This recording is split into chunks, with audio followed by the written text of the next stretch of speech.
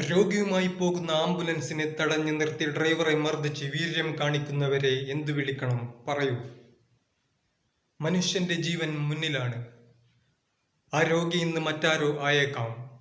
നാളെ നിങ്ങളുടെ അമ്മ, നിങ്ങളുടെ മകനായാൽ അപ്പോഴും ഇങ്ങനെ തന്നെ തെമ്മാടിത്തരം കാട്ടുമോ?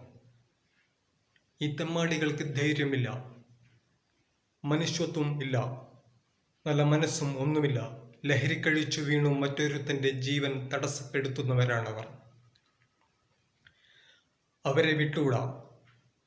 സമൂഹത്തോട് കടമ ചെയ്യേണ്ടവർ ജാമ്യമില്ലാ വകുപ്പിൽ അടിച്ച് ജയിൽ കിടപ്പുമുറി കാട്ടണം. അവിടെ ചെന്നാൽ അറിയാം, വീര്യം വാട്സാപ്പ് സ്റ്റാറ്റസിൽ മാത്രം വെക്കേണ്ടതാണെന്ന്.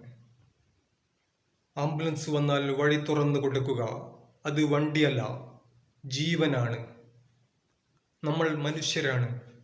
മനുഷ്യനാണെന്ന് മാത്രമല്ല, മനുഷ്യൻ പോലെ പെരുമാറി കാട്ടണം.